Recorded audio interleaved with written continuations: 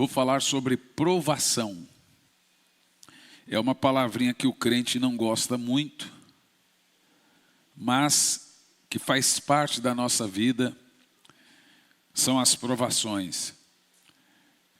A igreja moderna, a igreja de nossa época, tirou palavras como disciplinas e provações de seu vocabulário.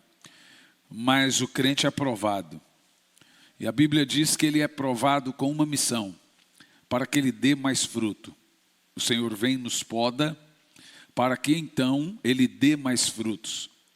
E eu gostaria de mencionar com você aqui, nessa manhã, estudarmos um pouco, a partir da carta do apóstolo Tiago, do capítulo 1, dos versos de 1 ao 18. E quando nós fazemos uma exposição de um capítulo, não sei se você sabe, nós vamos parafraseando esse capítulo. A gente não para ler, porque nós vamos, à medida que o capítulo vai avançando, aí na tela vai deixando, e a partir do verso 1 seguindo, a gente para e vai explicando o texto então mencionado.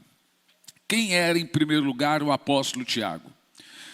No Tiago 1 e 1 nos ensina algumas verdades, a partir do verso 1.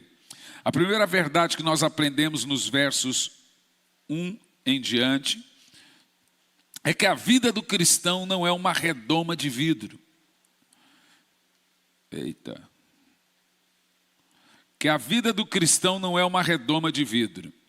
Não é uma colônia de férias. Tiago escreve então aos irmãos judeus convertidos. Eles estavam vivendo na altura sobre o domínio do Império Romano. Tiveram seus bens saqueados, eram espancados, sofriam por causa de Jesus. Tiago nos ensina que nós não somos poupados dos problemas, mas nos problemas. Nós não somos livres da fornalha, mas somos livres na fornalha. Aí surgem algumas perguntas. Por que o crente fiel, o crente verdadeiro, o crente piedoso, por que esse tipo de crente fica desempregado? Por que o crente fiel sofre doenças? Por que um crente fiel passa por momentos de dor e de sofrimento?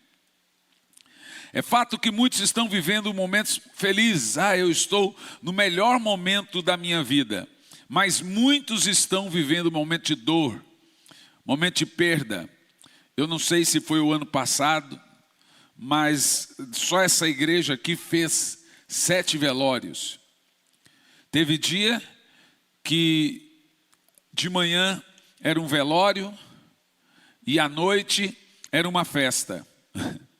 Essa é a nossa vida, né, pastor João? De manhã a gente faz um velório e à noite tem que ir se alegrar. De manhã você chora com os que choram e à noite se alegra com os que se alegram. Nós entendemos naquela altura que era um momento difícil que nós estávamos passando. Essa igreja aqui, essa comunidade, desde que ela começou há 4 anos e pouco atrás, raros foram os momentos que ela não passou por lutas, que não passou por algum tipo de problema. E também você pode imaginar na sua vida e trazer à memória, e talvez você pode estar dizendo, já está passando por muitos momentos, ou talvez até anos, em que eu enfrento lutas, em que eu enfrento problemas, e a batalha tem sido grande. Agora, nesse ponto, tem 2 situações a serem abordadas. Primeiro, a dor que Deus transforma em triunfo. E segundo, o triunfo que Deus transforma em dor. A tristeza que Deus transforma em alegria, e a alegria que Deus transforma em tristeza. Esse é o ponto abordado aqui. Em primeiro lugar, dentro já da exposição, Tiago 1, verso 2 ao 4, nós vamos ler. Transformando tribulação em triunfo. Meus amados irmãos, considerai motivo de grande júbilo o fato de passardes por diversas provações. Se você olhar esse texto, você vai falar assim: Tiago está com problema. Como assim? Considera motivo de grande júbilo. Olha, eu posso até entender que Deus envia provas, mas jubilar, ser alegre, ficar feliz, o fato de passardes por diversas provações. Vamos ver dos versos 3 e o 4. Por quê? Olha, isso é fantástico. Sabeis que a prova da vossa fé produz ainda muito mais perseverança. Vamos lá. E a perseverança deve ter plena ação, a fim de que sejais aperfeiçoados e completos, sem que vos falte alguma virtude. Observa o texto. Sem que vos falte alguma virtude. Tiago agora está falando sobre a provação na vida do cristão, e aqui ele nos ensina 4 verdades nesse texto. Primeira verdade: as tribulações, as provações da vida são compatíveis com a fé cristã. Tudo que você passa, escute bem, desde um diagnóstico desfavorável até uma perseguição de alguém falando de você, está servindo para produzir em você uma glória a Deus muito grande. Está produzindo em você alguma virtude que lhe faltava. Então, todas as provas na Bíblia Sagrada, elas são professoras. Elas estão produzindo em nós virtudes. Então, como nós lemos aqui no verso 2, as tribulações são compatíveis com a fé cristã. Por que o crente sofre? Por que crentes passam por privações? Por que crentes sofrem prejuízos? A palavra de Deus nos adverte a esperar, a contar com a aprovação. Ela não será sempre, mas ela vai vir. Jesus disse em João 16:33, no mundo tereis aflições, mas tende bom ânimo, eu venci o mundo. O apóstolo Paulo diz em Atos 14:22, por muitas provações nos é necessário entrar no reino de Deus. Paulo ainda diz a Timóteo, na sua segunda carta a Timóteo, capítulo 3:12, todos os que querem viver piamente em Cristo Jesus sofrerão perseguição. O grande patriarca Jó nos diz em Jó 5, versículo 7, o homem nasce para a tribulação, como a faísca voa para cima. E por quê? Observa o seguinte nesses textos que nós lemos aqui. Não somos desse mundo. Nós estamos aqui de passagem. Nossa terra é Canaã celestial. Nós somos peregrinos nesse mundo. Nosso lar permanente não é aqui. Nossa morada permanente está nos céus. Por esse motivo, enquanto nós estivermos aqui, nós iremos conviver com dor. Nós iremos conviver com sofrimento e com tribulações. Porque todos que estão nesse mundo têm que conviver com essas situações. Eu sei, meus irmãos, que pregadores modernos pregam de uma maneira como se a partir do momento em que você se converteu, você não vai mais passar por dor. Sua família não vai ter mais problemas, você não terá mais problemas. Mas essa é uma teologia chamada teologia triunfalista que não é verdadeira. É evidente que nós temos que pregar vitória para você, pregar que você vai ser abençoado, e isso é muito importante. Mas você também precisa saber que o fato de você ser um cristão não lhe isenta de passar por lutas e passar por provas. Em segundo lugar, no verso 2, deixa aí para mim, as provações são variadas. No verso 2 diz assim: irmãos, considerais o motivo de júbilo. Agora, fiquem presos aí na palavra diversas provações. A palavra diversas aí é a palavra grega para poikilos. E significa diversas cores. O que é interessante aqui é que o apóstolo Tiago, quando ele vai falar sobre diversas provações, ele não está falando diversas no sentido de muitas provações. Ele está falando de diversos tipos de provações. A palavra que nós encontramos aí é o termo diversas cores. Em outras palavras, existem provações azuis, leves. Existem provações cinza, mais ou menos. E existem provações negras, dor, sofrimento total.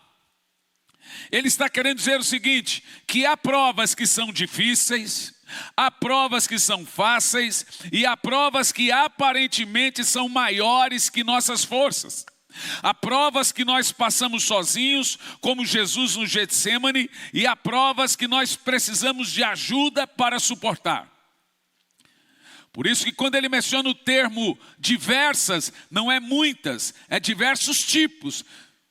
Provas difíceis, provas fáceis, provas que precisam de ajuda, é diversos tipos de provações. Mas ainda em terceiro lugar, também no versículo 2, as provações são passageiras. Ele observa o termo passar por várias provações, elas são passageiras. As provações não duram a vida inteira. Ninguém aguentaria a vida inteira de provas. Sempre depois do anoitecer, da noite escura, vem o raiar do dia. Por isso que o apóstolo usa o termo passardes. Toda provação ela é passageira. Observa o seguinte: deserto você não mora, você passa. Mas passa. Imagina você na igreja primitiva, os crentes enfrentando perseguições dos leões infamados da Líbia, os imperadores, aproximadamente quase todos decidiram que o cristianismo era a doença da época. Eu não sei se você sabe, em nossos dias já estão falando em prender pastores. Já estão criando leis. Então agora nós temos aí o pastor com um pedido de prisão para ele e ficar 5 anos sem pregar.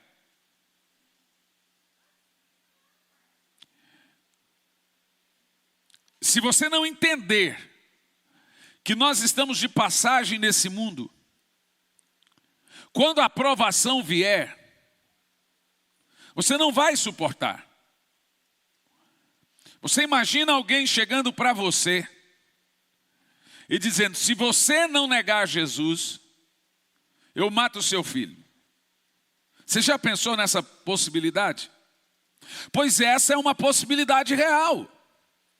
Essa possibilidade já é real em boa parte dos países como Coreia do Norte, China, Venezuela. E os cristãos já têm na sua realidade cultuar ao Senhor escondidos, nas cavernas. E quando eles vão tomar a ceia, como você vai fazer aqui hoje, eles tomam a ceia de forma escondida. E eles se abraçam e se despedem como se fosse o último culto que estivessem participando. E aí vai por mim, um crente que não está fervoroso, ele abandona a fé, ele apostata da fé. Ele entrega a sua salvação de mão beijada.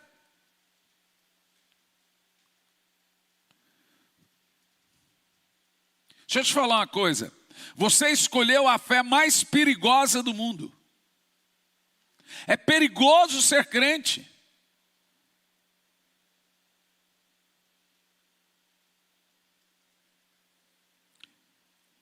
A Bíblia diz, Jesus disse, bem-aventurados sois vós quando perseguirem e mentindo disserem todo mal contra vós. Assim também fizeram a mim.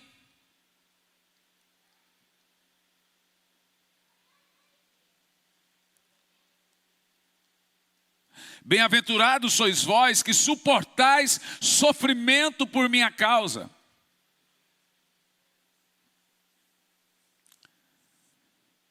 Mas em quarto lugar, as provações são pedagógicas. Versos 3 e 4 diz o seguinte: porquanto sabeis que a prova da vossa fé produz perseverança. Verso 4. E a perseverança, por que nós somos provados? Deve ter ação plena, a fim de que sejais aperfeiçoados e completos, sem que vos falte qualidade, virtude alguma. Em outras palavras, nós somos provados porque anda nos faltando virtude.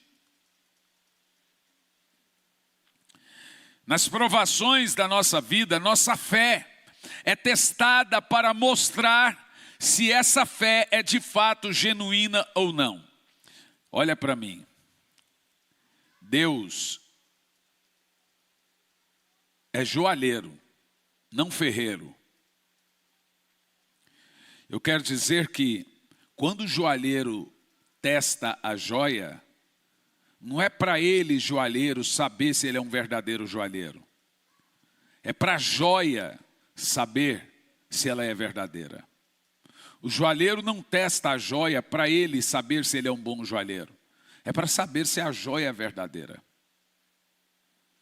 E Deus é um joalheiro, não ferreiro. Ele não está atrás de metais vis simples.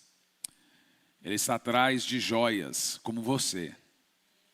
E se você é uma joia ou não, é a pressão, a provação que vai dizer. Uma coisa que eu aprendi sobre provas, que sempre quando você vai mudar de estação na sua vida, sempre quando você vai mudar de ciclo na sua vida, estabelece uma prova. O texto é tão prático que diz que o Senhor nos poda para que haja crescimento. Então, aonde estava ali meio cansou de crescer, ele está usando a linguagem de um agricultor podando uma vinha. Você já viu como se poda uma vinha? Quem já viu? É bem no lugar onde ela deu o seu último fruto. Ela acabou de dar aquele cacho, você vai lá bem naquele lugar e corta. E a ponta da onde deu fruto, ela seca. Você já viu isso? Ela seca de uma maneira que se você não for lá e podar, aquele galho não vai dar mais fruto. Aquele último galho que deu o último fruto, ele dá uma secada. Aí você tem que ir lá e podar. É igual o cabelo. O cabelo você corta ele para ele crescer de novo. Quanto mais você corta, mais ele... Igual a barba. Essa coisa horrível, meu Deus. A pior coisa do mundo é fazer barba. E você faz barba, quando você começa a fazer barba, quando criança, ela nasce fininha. Uma vergonha. Aí você vai fazendo e aquilo vai engrossando, vai ficando cada vez pior. Você já viu a unha de uma pessoa? Vou te falar. Meu pai pedia para eu cortar a unha dele. Chegou uma certa estação do mundo que não dava, da vida que não dava mais para cortar. De tão dura que ficou. Aquilo já não era mais unha, era casco. Mas falando da vinha,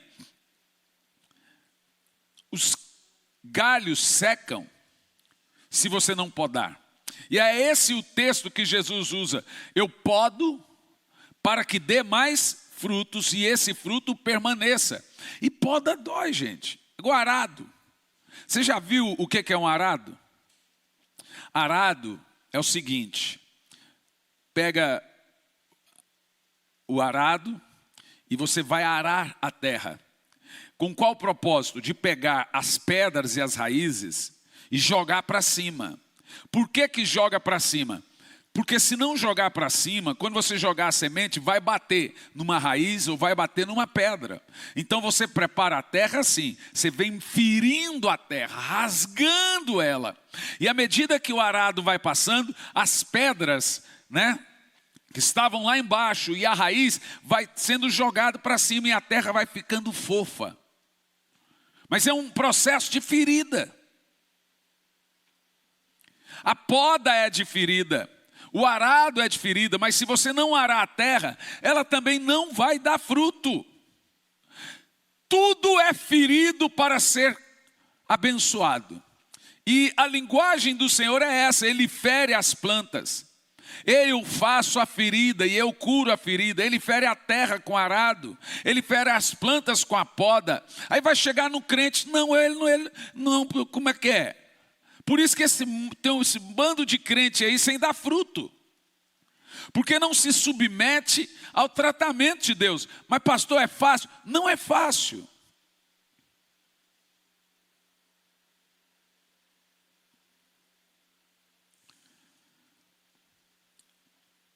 Não é fácil ser provado. Não é fácil sentir dor. Não é fácil ser traído. Mas você precisa aprender que nesses momentos, igual uma jovem me perguntou esses dias, pastor, o que que a gente faz quando Deus está calado? Eu falei, cala também. Porque se Deus calou e você não calou, você tem um risco muito grande de pecar murmurando.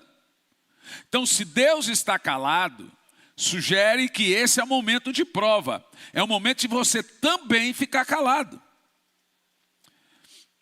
Desde o mês de março a gente vem, eu particularmente, enfrentando lutas.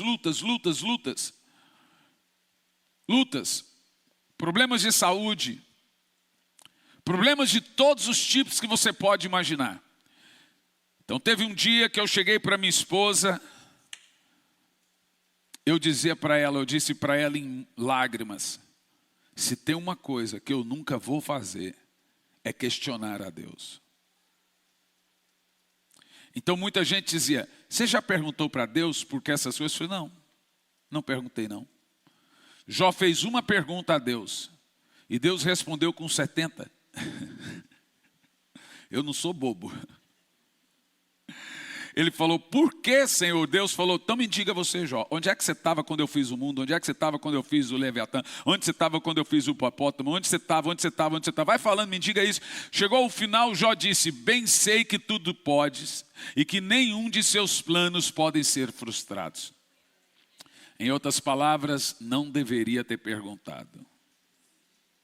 Você acha que eu vou ficar fazendo pergunta para Deus, irmão? A única coisa que eu fazia era dizer, bendito seja o seu nome. Ainda que lá dentro estava doendo muito. Traição dói, gente. Dói. Ainda que lá dentro estava doendo muito. Problemas de dor, de enfermidade. Eu ficava apenas calado. E passa. Uns demoram mais, outros demoram menos, mas passa. E ao final das contas você diz, o Senhor é bom.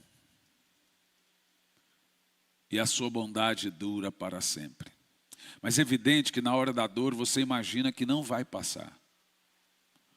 Você imagina que aquilo ali é para sempre. Nas provações da vida, nossa fé é testada para mostrar se é ou não uma fé genuína. Quando Deus chamou Abraão para viver pela fé, Deus o testou até o fim, até os seus limites, com o fim de aumentar a fé de Abraão. Satanás nos tenta para produzir o pior de nós. O Senhor nos prova para produzir o melhor de nós. Você sempre vai sair melhor da prova se não murmurar.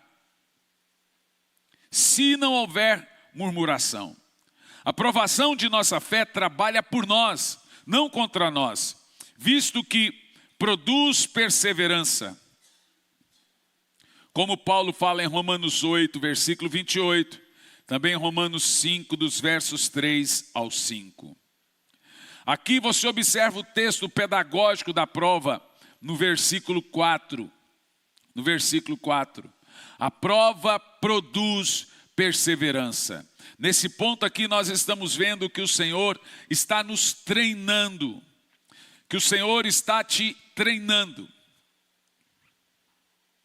Tudo que o Senhor faz pelos seus filhos deve ser tratado como uma escola. O texto diz: e a perseverança deve ter ação plena, a fim de que sejam aperfeiçoados e completos, sem que vos falte alguma virtude. Sabe por que você está sendo provado? Com certeza porque está lhe faltando alguma virtude. Vou te explicar como faz essa questão de faltar virtude. Você sabe como Deus prova uma pessoa orgulhosa? Uma pessoa orgulhosa está lhe faltando uma virtude. Qual? Da humildade. E como que Deus produz humildade nessa pessoa? Humilhando. Deus prova a gente orgulhosa humilhando. A prova do orgulho é a humilhação. Então logo essa pessoa vem: eu fui muito humilhado por isso, por isso, por isso e por isso. Você não humilha gente simples, você não humilha gente que não se sente humilhada. Se você se sente humilhado em alguma coisa, é porque tem ego aí. O humilde nunca se sente humilhado. Então Deus vai tratando e produzindo na pessoa a virtude que ela não tem. E Ele faz isso através da aprovação. Normalmente pessoas presunçosas, prepotentes, arrogantes e orgulhosas são tratadas através do orgulho. Sendo humilhados para que sejam tratados. Você quer ver uma coisa? Você sabe como Deus trata gente ansiosa? É isso aí. Através da espera. Da demora. Esse risinho de ponta de boca de vocês aí entrega bem, né?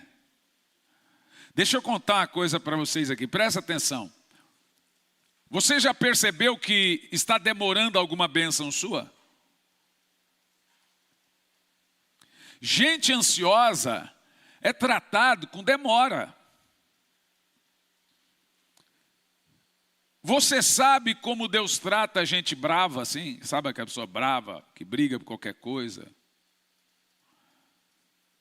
Nervoso, temperamental, sabe não?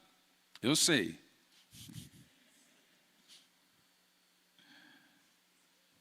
Com provocações. Para esse tipo de gente, Deus permite pessoas que fazem situações que você odeia. Ixi, irmão, eu sou perseguido. Eu costumo brincar, avião, dentro de avião, em hotel. Você não tem noção, só acontece comigo. Não importa o hotel que eu tiver, vai ter alguém batendo um martelo e um esmeril do lado. Você não tem noção. Estava agora, esse final de semana, com a minha esposa em São Paulo, no quarto andar, e está lá, o hotel, a partir das 6 da manhã, e o outro,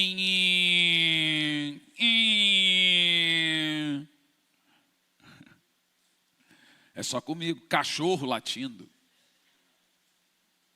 Eu entro no avião, criança, senta atrás e começa a chutar a poltrona.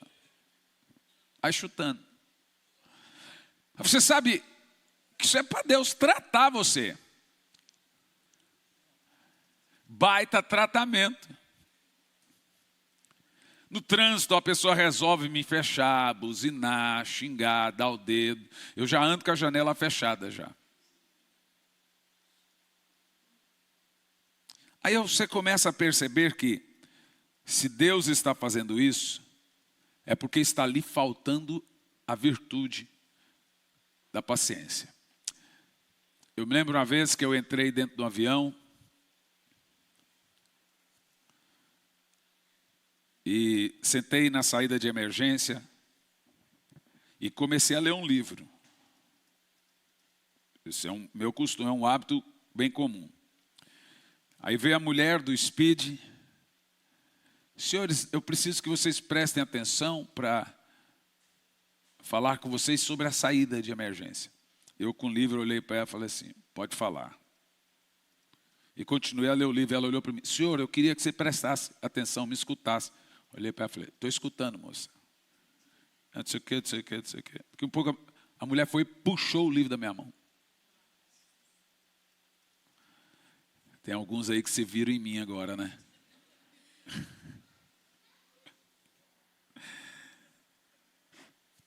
Eu queria que o senhor prestasse atenção. Eu puxei o livro dela de novo. Falei assim, moça, eu escuto com o ouvido. Você está pedindo para eu te ouvir, eu estou te ouvindo, pode falar. Aí ela, pronto, ela falou e tal. Eu cheguei em casa numa vanglória tão grande e falei assim para minha esposa, amor, olha, deu certo. O que foi? Aconteceu isso, isso, isso, isso. E eu não levantei, não fiz barraco, não briguei. Não aconteceu nada demais. Eu fui manso. Não briguei, né? Só falei com a mulher baixinho assim, ó. Eu escuto com o ouvido. A minha esposa, cheia da marra, olhou e falou assim, você foi o manso, mas não foi humilde. Eu olhei, as ideias, por que não? O que eu fiz de errado agora? Se você fosse humilde, você teria guardado o livro. Eu falei, também, tem que ser santo agora. Eu não sou santo, tem alguma auréola aqui também. Mas essas coisas, irmãos, elas não acontecem ao acaso. A provação. Você sabe que de todas essas esferas, quem é o que mais sofre? É o orgulhoso. Porque o tratamento de Deus para uma pessoa orgulhosa é de todos os tratamentos o mais pesado. E agora veja bem, todo mundo aqui tem um pouco de Adão dentro de si. Tem uma natureza adâmica dentro de si, não é verdade? A maioria de nós, ou todos nós aqui agora, precisamos de alguma virtude. É verdade ou não é? E como que Deus produz virtude em nós? Através da provação. Você vai ficando bom. A gente brinca, vai dizendo assim, você vai ficando casca grossa, couro grosso. Como Isaac disse para Esaú. Esaú estava procurando matar o seu irmão Jacó por muitos anos. Então Isaac olhou para ele e disse, quando você não se importar mais, você será livre. Quando é que para a prova na nossa vida? Quando a gente não se importa mais. Quando a pessoa fala mal de você, você não se importa, você não revida. Ih, irmão, pensa numa pessoa que não revida. E de mim pode falar. Irmão, se eu fosse falar de todo mundo que fala de mim, especificamente em rede social, você não tem noção. Eu tenho 1 milhão de seguidores, você nunca leu uma mensagem, como é que chama aquele negócio? Direct. Um direct numa mensagem. Você nunca leu as mensagens que eu recebo. Ixi, pensa, comentário, né? Mas antigamente, eu vi um negócio desse, eu ficava doido. Com o passar dos anos, já não me move mais. Já não me importo mais com o que falam, com o que deixam de falar. Se você não é, falam. Se você é, fala. Vão falar de qualquer jeito. Então, a prova, você percebe que ela vai moldando você. Ela vai tratando você. Sabe, eu estava numa loucura muito grande de viagens, irmãos, de fuso horário. A minha médica pediu para mim o seguinte: eu quero que você fique 1 ano sem viajar internacionalmente. Eu olhei para ela e disse: por quê? Falou: porque o seu corpo não sabe o que é de dia e o que é de noite. Você não tem mais fuso horário. Isso está destruindo a sua saúde. Então, uma hora estava no Japão, outra hora estava não sei em que lugar, outra hora estava na Espanha, do Japão 12 horas, do outro aí do Japão já vai para Boston, menos. Então, chegou uma hora que eu dormia de dia, ficava acordado de noite, eu já não tinha mais fuso horário. Ela falou assim: você precisa ficar sem viajar, porque daí, disse ela, a partir daí o corpo vai entender de novo o que é noite, o que é dia, a hora de dormir, a hora de ficar acordado. Para mim foi uma luta, gente. Toda a agenda lotada internacionalmente, tive que abortar tudo. Então Deus teve que, sabe, a flecha que ele puxa a flecha, vai para trás, para depois ela ir mais veloz. Deus pegou e me fez assim, ó, me puxou com tudo, de uma hora para outra. Fiquei proibido de fazer viagens nacionais com mais de 4 horas. Porque eu já não tinha mais fuso horário, já não tinha mais saúde. Quantas vezes eu cheguei aqui direto do aeroporto, daqui direto para o aeroporto, e do aeroporto direto para o culto, só via minha família aqui no culto. Quantas vezes isso aconteceu? Então era uma agenda muito desorganizada. Quando aconteceu todo o fato com a gente, sentei com a minha esposa, fomos orar a Deus. E a palavra que veio do Senhor para mim é: organiza seu ministério. Então nós começamos a organizar. Cancelamos algumas agendas, colocamos outras que são mais perto, e fomos organizando. Vê? Deus poda ou não poda? Com qual propósito? Para o nosso bem.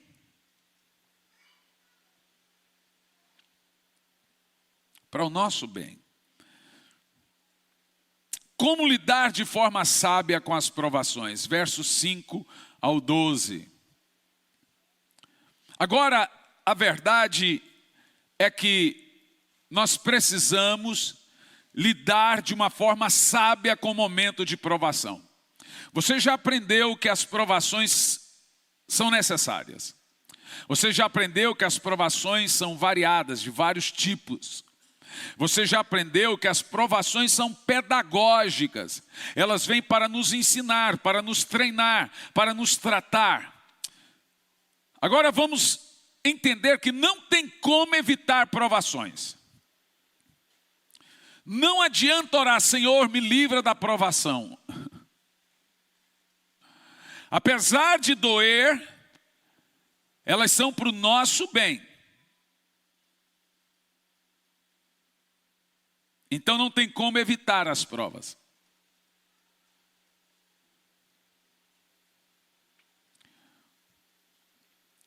Então, como lidar de maneira sábia com as provações? Se algum de vocês tem falta de sabedoria, peça a Deus, que a todos concede literalmente com grande alegria. Todavia, peça com fé, sem qualquer sombra de dúvidas, pois quem crê com reservas é semelhante à onda do mar, agitada e levada pelo vento. Não imaginem tal pessoa que assim receberá alguma coisa do Senhor, pois essa pessoa é vacilante, inconstante em todos os seus caminhos. Contudo, o irmão de condição humilde deve gloriar-se em sua dignidade. O irmão rico deve orgulhar-se em sua pequenez, pois ele também passará como a erva do campo. Porque o sol se levanta com o seu calor intenso e seca a planta, cai então a sua flor, e toda a sua beleza e glória desvanecem. Da forma, o rico definhará em meio aos seus muitos compromissos.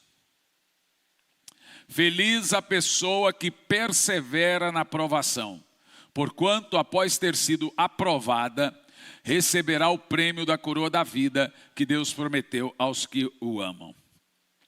O alvo de Deus em nossa vida sempre será a maturidade cristã. À medida que somos provados, devemos pedir a Deus que nos mostre o que Ele está fazendo. À medida que você vai sendo provado, passando por um momento de provação, sua oração deve ser: Senhor, sonda-me, vê se há em mim algum caminho mau, cometi algum pecado contra o Senhor. Se sim, me mostra para que eu peça perdão. Se não, ou se é apenas uma provação, me mostra, por favor, Senhor, a provação. Me mostra do que ela se trata, o que eu preciso mudar. No verso 5 nós vemos que Deus nos prova com um propósito: nos desmamar. Então a ideia da aprovação é a sua maturidade, o seu crescimento. Com isso, então, a aprovação é tirar você da condição de criança. Por qual motivo?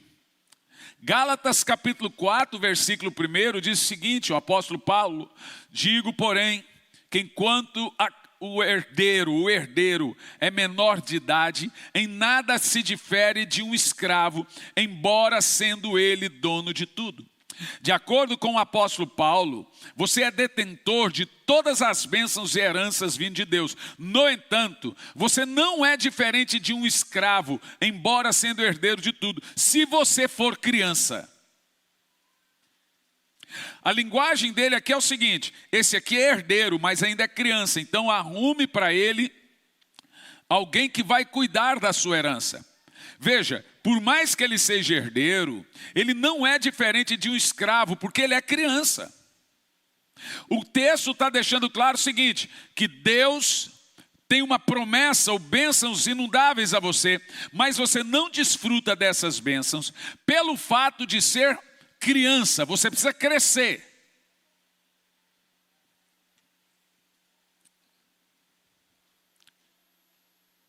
Deus nos prova para nós sairmos da condição de criança e alcançarmos a maturidade. E para nós alcançarmos esse alvo de maturidade, Deus faz 3 coisas. Primeiro, há uma obra que Deus realiza por nós, que é a salvação. Segundo, há uma obra que Deus realiza em nós, que é a santificação. Terceiro, há uma obra que Deus realiza através de nós, que são chamadas de boas obras. E nesse quesito, Deus não tem pressa, gente, presta atenção. Deus não tem pressa para nos tratar. Mas eu tenho pressa, mas Deus não. Então Deus trabalhou 25 anos na vida de Abraão. Deus trabalhou 13 anos na vida de José, antes de colocá-lo no trono. Deus trabalhou 80 anos na vida de Moisés, antes de usá-lo como líder. 4 fases de 40 Moisés passou. Primeira fase de 40 está ele dentro do Egito como príncipe do Egito. Segunda fase de 40 está ele na terra de Midian como um pastor de ovelhas. Terceira fase de 40 que aí vem ele como profeta. Na realidade, Deus tratou Moisés por 80 anos. Olha a pressa dele. Foi com 80 anos que Deus falou: Moisés, desce no Egito para livrar o povo do Egito. Ele pensou que agora era para ele descansar. O que eu estou dizendo para vocês é que Deus não tem pressa em nos tratar. Eu já estou 20 anos nisso, 10 anos nisso, 15 anos nisso. Jesus trabalhou 3 anos na vida dos apóstolos antes de enviá-los ao mundo.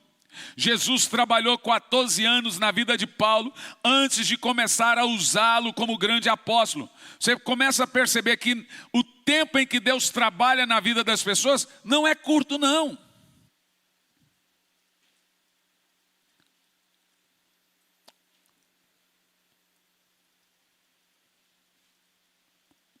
Esses dias, tempo atrás, aí o pastor Silas Malafaia olhou para o pastor Luciano e disse: aquele menino lá, falando de mim. O Luciano falou assim: não é menino não. Quem vê cara não vê coração. Uma irmã agora lá na igreja, pastor Simar, falou: meu Deus, parece um menino. Eu falei: não, minha irmã, acho que você está confundindo. Quem vê cara não vê coração. Aí o pastor Luciano disse para ele: não, ele já tem mais de 25 anos de ministério. Sabe, todas as igrejas que eu prego eu volto.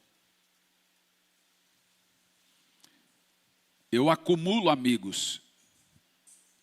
Eu não troco amigo. Tem gente que troca amigo. Eu acumulo amigo.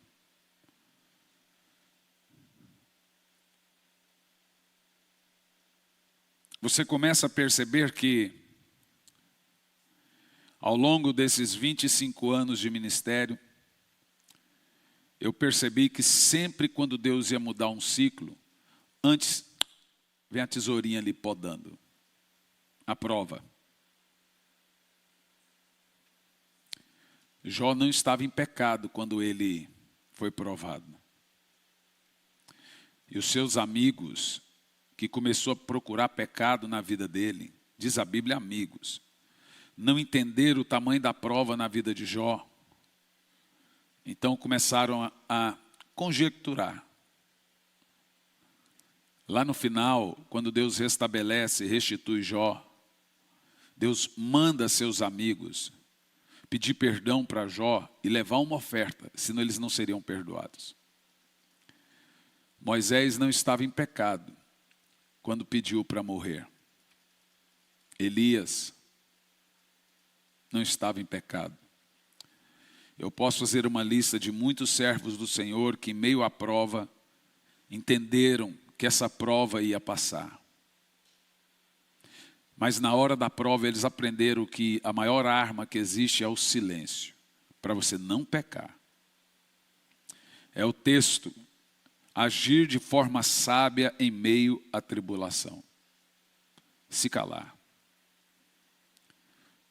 Você vai ouvir vozes que vêm no seu ouvido e diz: questiona, questiona. Fique magoado com Deus. Não é justo isso acontecer. Você não merece isso. E a palavra que a gente mais fala é: não é justo. Ora, se você diz que não é justo, você está culpando uma pessoa. E aí é onde nós temos problemas sérios. Questiona. Diz para Deus que não é justo. Você precisa entender que cada um, a aprovação varia de tempo, de pessoa. Por que para a vida de um foi 25, para outra foi 80, para outro foi 13? Eu vou lhe dizer aqui 5 motivos por que a prova na vida de um demora menos que a prova na vida do outro. Ou a prova na vida do outro demora mais. 4 motivos. Primeiro, temperamento da pessoa. Segundo, humildade da pessoa. Terceiro, paciência da pessoa. Quarto, a ousadia da pessoa. Quinto, a renúncia de cada um. Gente, eu vou dizer uma frase para você que eu disse. Eu costumo dizer e gosto de dizer: burro manso não apanha. Vou dizer de novo: burro manso não apanha. Minha avó dizia uma coisa muito interessante. Ela dizia o seguinte: se vê rastejando, mata que é cobra. A prova está aí para todos. Mas quem vai determinar o tempo em que ela vai demorar ou não é você. É sua atitude mediante a prova. Ficar calado, ficar em silêncio. Eu dizia para minha esposa, eu falei assim: eu não vou falar nada. Jamais. A vontade é de ir lá na oração e falar assim, ó, por que o senhor está fazendo isso? O que eu fiz? Eu fiz uma vez. Falei, Senhor, eu estou pregando. Eu estou fazendo a sua vontade. Ele disse, os discípulos estavam fazendo a minha vontade quando entraram no barco e estabeleceu a tempestade. Fui eu que mandei eles entrarem no barco e vi a tempestade. Mas entenda que a promessa de Deus, de Jesus para os discípulos é, vamos chegar do outro lado. Ele prometeu que chegaria do outro lado. Ele não prometeu que ia afundar o barco. Veio a tempestade, fez um barulhão, mas o barco não afundou, porque ele prometeu que iria chegar. Eu estou aqui para dizer que aquele que fez a promessa é fiel e verdadeiro para fazer cumprir. Uma das coisas que eu aprendi a passar por provações é, na hora da oração, ir lá e pregar as verdades bíblicas para mim. Muitas vezes eu fui lá e eu comecei a mencionar e citar a Bíblia. Lembra, Senhor, eu estou firme nas suas promessas. Se recorda que o Senhor disse isso, se recorda que o Senhor disse aquilo outro. Você vai ver que essa foi a maneira de todos os servos de Deus na Bíblia, pregar a palavra de Deus para ele, para si. Pega a palavra de Deus e prega para você.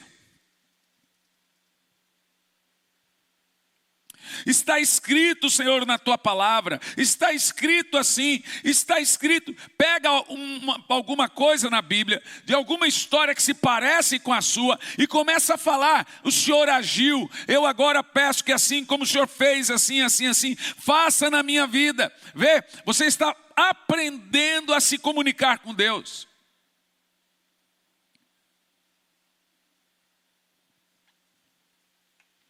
Do contrário, você vai fazer como muitos na Bíblia, questionaram a Deus e vão morrendo no deserto. E aí a prova nunca termina. E para piorar, ela deixa de ser prova e vira uma tentação. Porque agora é uma atividade do diabo. Como você agiu de maneira errada mediante a prova, Satanás agora vai usar isso. E deixou de ser uma prova.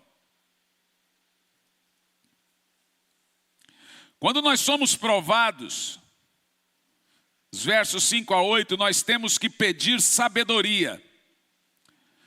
Olha que coisa interessante, o texto começa dizendo assim, ó, quando você for provado, peça a Deus sabedoria. É a coisa que menos temos. Sabedoria é o quê? Sabedoria é mais do que conhecimento. Sabedoria é o uso correto do conhecimento. Conhecimento pode ser definido nesse contexto como conhecer bem a Bíblia. Porém, sabedoria seria usar bem a Bíblia. Sabedoria é olhar a vida com os olhos de Deus. O sábio sempre busca maturidade, o tolo busca prazer. Por essa razão, há pessoas cultas, porém tolas. Por isso, há pessoas com muito conhecimento, mas que não sabem fazer escolhas, lhes falta sabedoria. Porém, quando estamos sendo provados, nós precisamos ter sabedoria para não desperdiçarmos oportunidades que Deus está nos dando para chegarmos à maturidade cristã. A sabedoria irá nos ajudar a usar as provas ao nosso próprio benefício. Por isso, ore pedindo a Deus sabedoria para as provações que você está passando. Na hora da dor, a gente imagina que nunca vai passar. Mas quando você age com sabedoria,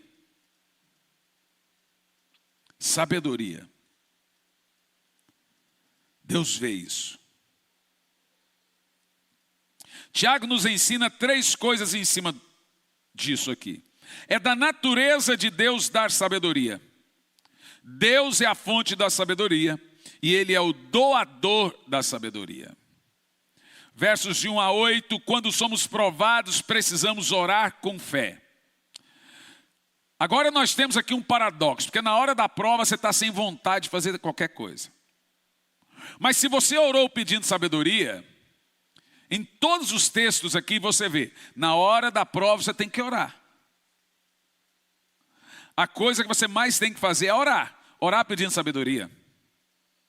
Orar com fé. Orar. O que nós fazemos na hora da prova? Abandonamos a oração. É um risco. Porque você fica andando em ciclo. A prova nunca acaba. Porque você está lidando de maneira errada com a provação. E Tiago compara o homem que ora a Deus com 3 figurinhas. Primeiro, ele é como quem não ora, né? A pessoa que deixa de orar e não tem sabedoria. Ele é como uma onda do mar, é oscilante. Ele diz aqui que significa que a pessoa que não ora pode viver um dia bem, mas viverá o outro mal. Ele está à mercê da sorte. Ele não está debaixo do favor de Deus. Se acontecer alguma coisa de ruim, aconteceu. Se não acontecer, não aconteceu. Ele está vivendo a sorte dele. Meus irmãos, nós não temos que viver do acaso. Nós temos que viver dependendo do favor de Deus.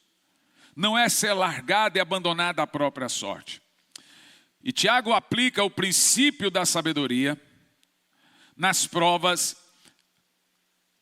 para nos mostrar que Deus responde em meio à dor. Ele diz que quando somos provados, precisamos nos alegrar com as riquezas espirituais. E que riqueza espiritual é essa? As virtudes que nos faltavam. Eu concluo aqui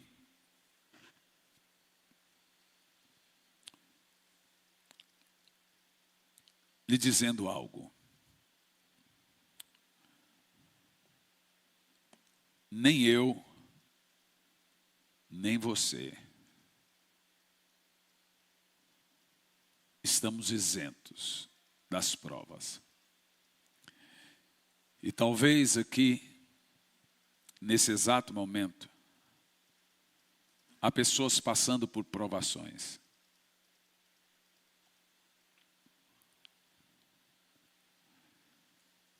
Você precisa agir de forma coerente com a prova. E eu lhe garanto que quando você agir de forma sábia com as provas, elas cessam. Porque você passou na prova. Mas enquanto você ficar questionando Deus, enquanto você ficar questionando a obra de Deus, o que Ele faz, as dores não vão passar. O Senhor nos prova, o diabo nos tenta.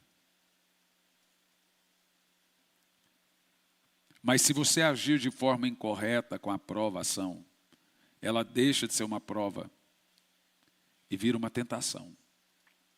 Ela sai da mão de Deus. E aí o diabo passa a se aproveitar dessa prova. Aí agora você passa a ser tentado pela atividade do diabo. Então o que eu tenho que fazer, pastor? Eu já disse. Ore com fé. Ore por fé. Ore pedindo sabedoria e fé. Na hora da oração, pregue para você as verdades bíblicas. Segure-se nas promessas que Deus te fez. Olá, gente querida, que Deus te abençoe de uma maneira sobrenatural. Já tem algum tempo que nós estamos realizando a Escola Integral de Profetas. Muitas pessoas têm saído dessa Escola Integral de Profetas capacitados. Muitos têm descoberto seus dons, muitos têm saído renovados, muitos têm saído cheios de uma certeza que o Espírito Santo irá usá-lo. E agora, nos dias 12 a 15 de novembro, estaremos em Sumaré, na Estância Árvore da Vida, promovendo a Escola Integral de Profetas. O que nós teremos ali? Teremos uma manifestação sobrenatural do Espírito Santo, preparando e capacitando você para o ministério. Não só líderes, todos que quiserem participar da Escola Integral de Profetas podem participar. Serão 4 dias muito intensos, cheios do poder do Espírito Santo. Toda essa escola é preparada para você. Eu estarei ali ministrando, teremos outros ministrantes, também professores.